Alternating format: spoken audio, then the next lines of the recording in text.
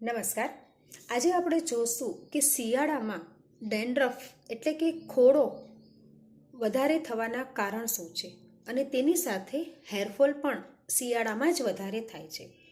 તો તેના કારણ વિશે આપણે જોઈએ તો સૌથી પહેલાં શિયાળામાં આપણે જ્યારે હેર ઓઇલ કરીએ છીએ ત્યારે એ આપણે કોપરેલના તેલનો યુઝ કરીએ છીએ। તો કોપરેલનું તેલ છે એ શિયાળામાં જામી જતું હોય છે।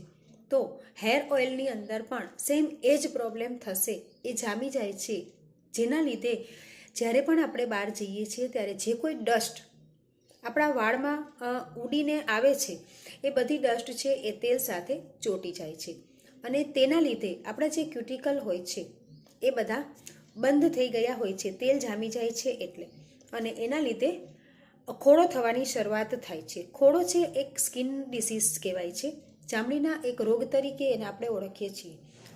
તો આવા ક્યુટિકલ બંધ થઈ ગયા છે, એના લીધે ગંદકી છે એ નીકળતી નથી। જો આપણા ક્યુટિકલ છિદ્રો ખુલે તો જ આપણા સ્કાલ્પમાંથી જે કચરો ભરાણો છે એ બહાર નીકળે અને તેના લીધે આપણા હેરફોલના પ્રોબ્લેમ્સ પણ વધી જાય છે।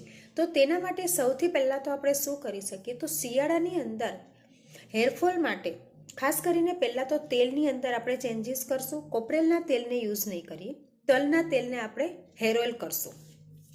ત્યાર પછી અળસી, મીઠો લીમડો, કલોંજી અને મેથી, બરાબર, આ 4 વસ્તુને આપણે મિક્સ કરવાની છે અને તેની અંદર 1 કપ પાણી નાખી અને 25% એ પાણીને આપણે બાળવાનું છે, 75% રાખવાનું છે।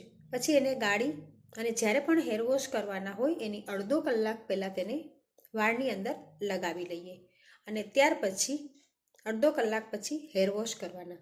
તો વીકમાં 2 વખત આપણે આ રેમેડી કરશું અને ઓઇલને ચેન્જ કરશું। ખાવા પીવાની અંદર શું ચેન્જીસ કરશું, તો ખાસ કરીને વિન્ટરની અંદર આવતા બધા જ ગ્રીન લીફ એટલે કે લીલા પાંદડાવાળા શાકભાજીનો ઉપયોગ કરશો, જેથી કરી અને આપણા શરીરની અંદર ઘટતા ન્યુટ્રિશનને પૂરવાનું કામ પણ આ વેજીટેબલ્સ અને ફ્રૂટ્સ જ કરતા હોય છે। તો ખોરાકની અંદર વધારે પડતા વેજીટેબલ્સ અને ફ્રૂટ્સનો ઉપયોગ કરશું, જેનાથી હેરફોલ થતાં અટકી શકે છે।